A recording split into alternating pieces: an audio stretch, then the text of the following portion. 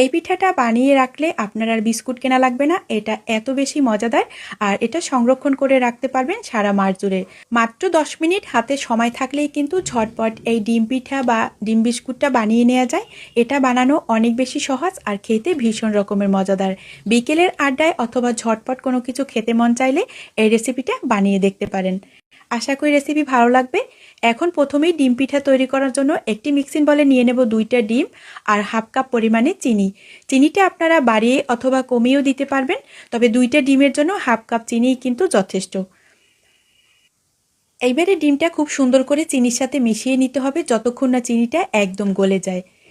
যখন চিনিটা খুব সুন্দর করে মেশানো হয়ে যাবে তখন দিয়ে দিতে হবে 1 কাপ পরিমাণে আটা, 2 টেবিল চামচ পরিমাণে গুঁড়া দুধ, হাফ চামচের মতো এখানে এলাচির গুঁড়া। আপনারা চাইলে আপনাদের যে কোনো পছন্দের ফ্লেভার ব্যবহার করতে পারবেন, ভ্যানিলা অথবা অরেঞ্জ ফ্লেভার। এখন আস্তে আস্তে ডোটা মাখিয়ে নিতে হবে। এখন আমি আরও হাফ কাপ পরিমাণে আটা দিয়ে দেব, অল্প অল্প দিয়ে তারপর ডোটাকে বানিয়ে নিতে হবে। আমি আর আটার পরিমাপটা আপনাদের বলছি না। এই পর্যায়ে এসে দিয়ে দেব 1 চামচের মতো কালো জিরা। এই ডিম পিঠাটা খেতে এত বেশি মজাদার যে তার সাথে কালো জিরাটা অ্যাড করলে এর স্বাদ আরও বহুগুণ বেড়ে যায়। তো দেখতে পাচ্ছেন আমি ডোটা একদমই পারফেক্ট আর মসৃণ করে বানিয়ে নিয়েছি। আর ডোটা বেশি নরম করে তৈরি করবেন না, সেক্ষেত্রে কিন্তু এই নাস্তার শেপটা দিতে পারবেন না। তো ভিডিওতে যেভাবে দেখাচ্ছি ঠিক এইভাবে করে ডোটা বানিয়ে নিতে হবে। এখন একটি বোটের উপরে হালকা একটু আটা ছিটিয়ে দিব। আর এখন এই লেচি থেকে রুটি বেলে নিতে হবে। ভিডিওতে যেভাবে দেখছেন পুরো রুটিটা কিন্তু একই সাইজের, মানে একই পুরুত্বের বেলে নিতে হবে, সেক্ষেত্রে নাস্তাগুলো অনেক বেশি সুন্দর হবে। তো বন্ধুরা, এত সময় ধরে আমার রেসিপি দেখার পর যদি এতটুকু ভালো লেগে থাকে চাইলে আমার ছোট্ট চ্যানেলটা ঘুরে আসতে পারেন।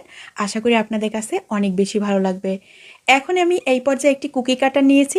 আপনারা চাইলে স্টিলের গ্লাস দিয়েও কিন্তু এই কাজটা করতে পারবেন। এখন এই কুকি কাটার দিয়ে আমি হাফ মুন অথবা ডিম পিঠার শেপটা দিয়ে দিব। এই হাফ মুনটা দেখতে কিন্তু অনেক বেশি সুন্দর।